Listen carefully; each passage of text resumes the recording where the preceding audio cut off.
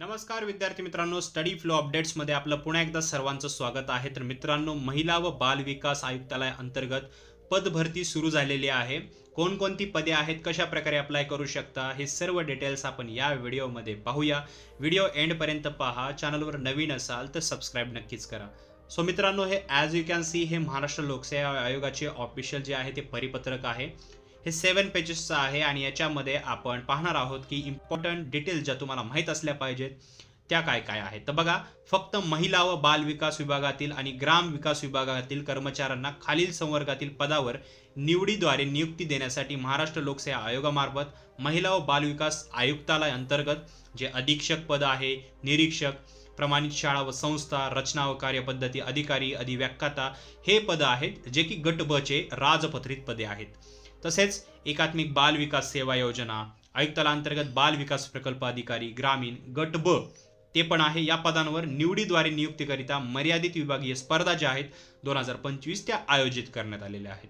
संवर्गाचे नाव तुम्ही स्क्रीनवर पाहू शकता. आता आपण अर्ज सादर करण्याची प्रक्रिया पाहूया. अर्ज सादर करण्याचा कालावधी 24 नोव्हेंबर 2025 पासून 14 डिसेंबर 2025 पर्यंत राहणार आहे. म्हणजे 24 नोव्हेंबर ते 14 डिसेंबर पर्यंत तुम्ही अर्ज करू शकता. ऑनलाईन पद्धतीने अर्ज करू शकता आणि शुल्क भरायची तारीख सुद्धा 14 डिसेंबर शेवट आहे.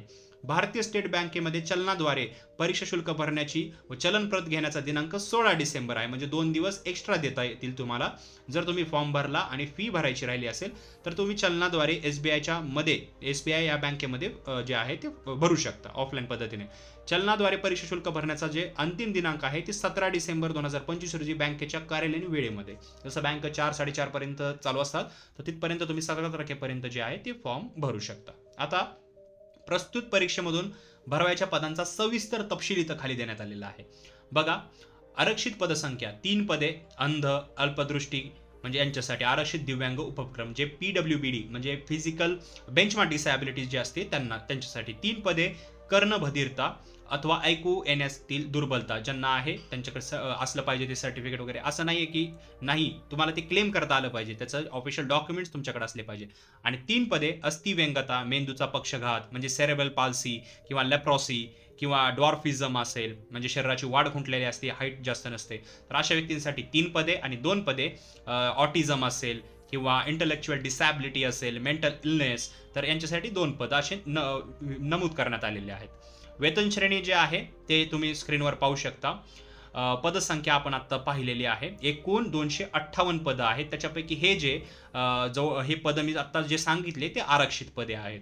आता पात्रता काय, तर बघा, फक्त महिला व बाल विकास विभागातील आणि ग्राम विकास विभागातील खाली नमूद संवर्गातील कर्मचारी प्रस्तुत परीक्षेस अर्ज करण्यास पात्र असतील. तर कोण कोण, तर बघा, जे जिल्हा परिवीक्षा अधिकारी, अधीक्षक जे शासकीय संस्थेमध्ये आहेत, निरीक्षक, प्रमाणित शाळा व संस्था कनिष्ठ, मुख्य अधिकारी, प्रभारी अधिकारी, कार्यकारी सचिव हे गट क यांच्यासाठी ग्रामविकास विभागातील संवर्ग देण्यात आलेले आहेत. जिल्हा तांत्रिक सेवा गट क, विस्तार अधिकारी कृषीमध्ये, परिवीक्षा अधिकारी, उप अधीक्षक, सहाय्यक निरीक्षक, प्रमाणित शाळा गट क यांच्यासाठी जिल्हा तांत्रिक सेवा गट क, सहाय्यक पशुधन विकास अधिकारी, कार्यालयीन अधीक्षक गट क यांचा जिल्हा तांत्रिक सेवा गट क, विस्तार अधिकारी. तर हे तुम्ही स्क्रीनवर पाहू शकता. विधी सल्लागारचं पण दिलेलं आहे.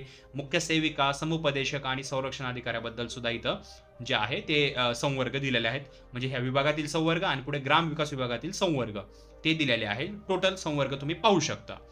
आता याच्यामध्ये आपण जसं जसं खाली जाऊया, याच्यामध्ये खूप सारे नोटिसेस दिलेले आहेत. आरक्षणाबाबत सर्वसाधारण तरतुदी काय आहेत किंवा एज रिलॅक्सेशन वगैरे ॲज पर ॲक्ट ते दिलेलं आहे. पण डायरेक्टली आपण परीक्षाबद्दल पाहूया. परीक्षेचे टप्पे हे 2 आहेत. लेखी परीक्षा 400 गुणाची असेल आणि मुलाखत 50 गुणाची असेल. परीक्षेचे स्वरूप जे आहे ते वस्तुनिष्ठ बहुपर्यायी म्हणजेच मल्टिपल चॉईस क्वेश्चन असणार आहे. प्रश्नपत्रिका 2 असणार आहेत. एकूण गुण 450. आणि तुम्हाला हे जे परीक्षेचा सविस्तर अभ्यासक्रम जपायचा असेल तर आयोगाच्या candidate information syllabus of examination या टॅबच्या अंतर्गत तुम्हाला सर्व अभ्यासक्रम मिळून जाईल. की अभ्यासक्रम काय आहे. लेखी परीक्षा व मुलाखतीमधून एकूण गुणांच्या आधारे गुणवत्तेनुसार तुमची जी अंतिम निवड आहे ती करण्यात येणार आहे. निवड प्रक्रिया जी आहे ती सगळं मेरिट बेसवरच आहे. त्याच्यामुळे तुम्हाला परीक्षा देणं आणि त्याच्यामध्ये चांगली परीक्षा देऊन चांगले मार्क्स देणं अतिशय गरजेचं आहे. आता भरती प्रक्रियेमधून कसं बाहेर पडू शकता, तर तुम्ही हे स्क्रीनला पॉज करून वाचू शकता. याच्यामध्ये लिस्टमधून बाहेर पडणं किंवा रिकमेंडेशन लिस्ट वगैरे कशी तयार होते, त्याच्यामध्ये तुम्ही कसं बाहेर पडू शकता.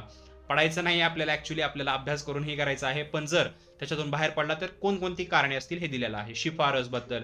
आता परीक्षेकरिता अर्ज करण्याची पद्धत बघूया. अर्ज सादर करण्याचे 3, 4 आणि असे 5 टोटल टप्पे आहेत. तसं पहिलं काय आहे, आयोगाच्या ऑनलाईन अर्ज प्रणालीवर यापूर्वी विहित पद्धतीने नोंदणी केली नसल्यास नोंदणी करून खाते तयार करायचे. एमपीएससीचं अकाउंट असतं, एक प्रोफाईल असते, ती जर तयार नसेल केली तर तयार करून घ्या. तयार केलेले अद्ययावत करण्याची आवश्यकता असल्यास अद्ययावत करणं म्हणजे सर्व माहिती जी आहे त्याच्यात फिलअप करायची आहे.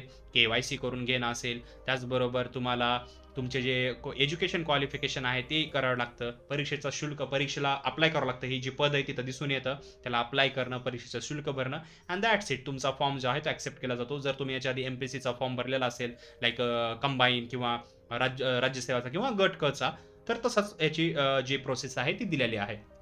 आता कोणकोणती कागदपत्र अपलोड करायची आहेत, तर बघा PDF स्वरूपामध्ये तुम्हाला अपलोड करायचं आहे. फाईल साईज दिलेली आहे, किमान 50 KB आणि मॅक्झिमम 500 KB म्हणजे अर्धा MB. याच्यामध्ये अर्जातील नावाचा पुरावा, शैक्षणिक अर्हता इत्यादींचा पुरावा, सामाजिकदृष्ट्या मागास वर्गीय असल्याचा म्हणजे जर तुम्ही आरक्षित कॅन्डिडेट असाल, आरक्षण असेल तुम्हाला, तर ते क्लेम करण्यासाठी तुमच्याकडे जे रिस्पेक्टेड डॉक्युमेंट्स असायला पाहिजेत तर ते अपलोड करावे लागतील. पात्र दिव्यांग विद्यार्थी असतील तर त्यांच्याकडे जे UDID कार्ड असतं, UDID, तर ते टाकावं लागतं. SSCच्या नावात बदल झाला असेल तर तो पुरावा, 10वी नंतर मराठी भाषेचे ज्ञान असल्याचा पुरावा, लहान कुटुंबाचे प्रतिज्ञापत्र, हे सर्व काही जे डॉक्युमेंट्स आहेत ते तुम्हाला अपलोड करावे लागतील. आणि फी काय आहे तर बघा, अमागास म्हणजे जे अनरिझर्व्ड कॅटेगरी आहेत त्यांच्यासाठी 719 रुपये आणि मागासवर्गीय, अनाथ, दिव्यांग, अदूग जे आहेत त्यांच्यासाठी 449 रुपये. तर 450 रुपये फी आहे नॉर्मली SC ST OBC या प्रवर्गातील विद्यार्थ्यांसाठी. आणि जे अनरिझर्व्ड आहे त्यांच्यासाठी 719. तर तुम्हाला हे नॉन रिफंडेबल आहे, तर प्रत्येक ठिकाणी दिलं जातं. तर ऑनलाईन पद्धतीने तुम्हाला अर्ज भरायचा आहे. आणि मित्रांनो, जर तुम्हाला याच्याबद्दल अजून इन्फॉर्मेशन पाहिजे असेल, वाचायचं असेल तर किंवा हा PDF पाहिजे असेल तर आमच्याशी इंस्टाग्रामवर कॉन्टॅक्ट करा. जर हा फॉर्म भरण्यासाठी तुम्ही इंटरेस्टेड असाल तर खाली कॉमेंट सेक्शनमध्ये नक्कीच सांगा. काही अडचण येत असेल तर तेही विचारू शकता. आम्ही 24/7 तुमच्यासाठी अवेलेबल आहोत. सो मित्रांनो, थँक्स फॉर वॉचिंग.